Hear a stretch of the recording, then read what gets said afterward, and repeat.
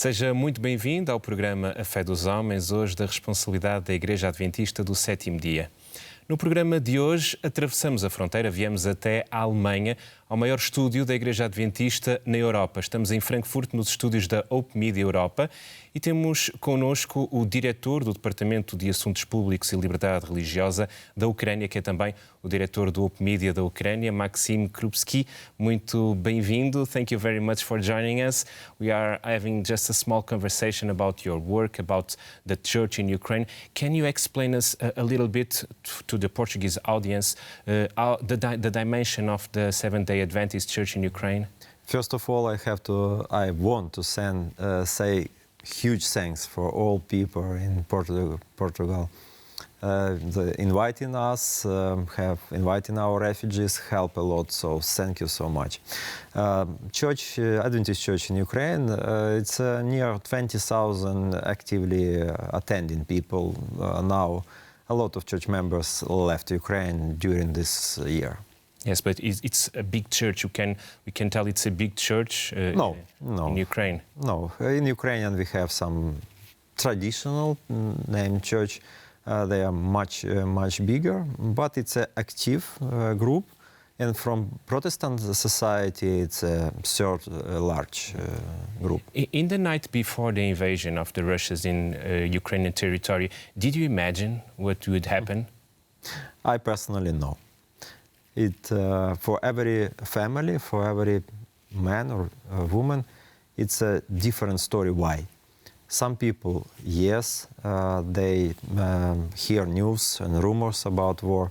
Some people have relatives or friends in military, understand that something can be.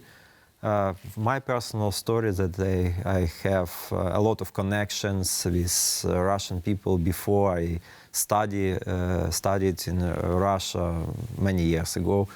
So for me, it was like impossible story, but I was disappointment. Yeah. In Portugal and across Europe, we received the news that the men were obligated to join the army. Was like this, or the pastors was not obligated to join the army? You know that during the war, it's a lot of issues about rights and so on, and we understand situations. That situation not easy in Ukraine, and yes, mobilization is going on. We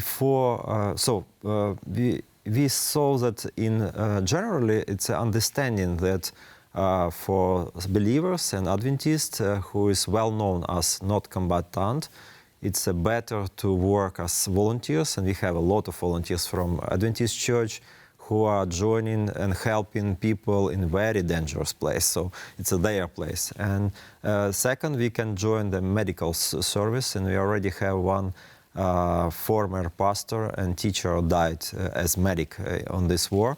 But from legal side, we have article in Constitution which was not restricted by this war, but not clear procedure how it has to be organized for these people who are not combatant. So we have some issues, but not so big. So we have probably a few court cases.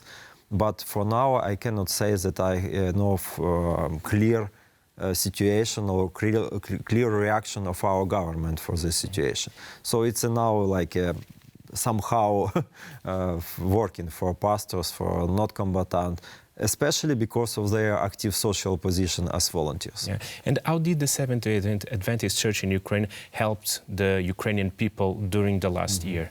I have to say that Adram made great work, but every church became like a shelter for refugees, and all pastors became volunteers, evacuating people, sharing essential, and society saw all these things.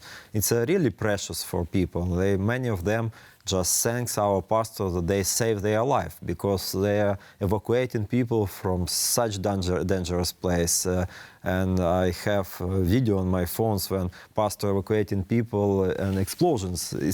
It's near. I think Adventist Church made a lot with our small group. Comparing with other churches, we have big blessing, especially because our Europe friends support us a lot. Yes. And you are the director of Hope Channel. Our Hope Channel has broadcast the hope during these days. Yeah, some people think that television is a project for good times, but after a few months of war, we understand that if people just lost their hope and faith, they don't need any essentials, they don't need any bread, because they just want to die.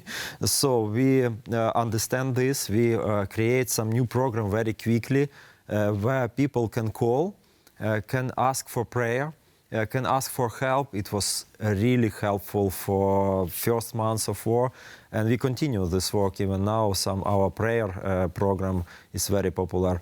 So we feel that we can share real hope, not in armor, not in politics only, but real hope for future with Jesus for our believers as Christian.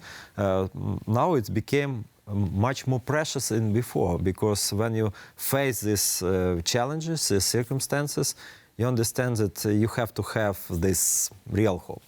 My final question, as a man of faith, as a Christian, and also as a Seventh-day Adventist, how you see the future in your country and to your child?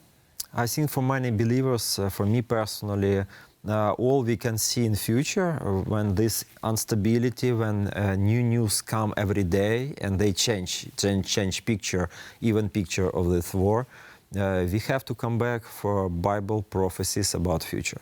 It's my wish and my opinion that if you are really Christian, read the Bible. You will find a lot of answers there, and main answers you need for future, because there are some great things still many Christians really don't know, that they are already in Bible. Read prophecies, read book of Daniel, Revelation book, you will open many answers. Pastor Maxim Krupsi, muito obrigado. Thank you very much, and may God bless your family and your country. Thank you. Ficamos por aqui. O programa Fé dos Homens, desejamos-lhe a continuação de uma boa tarde.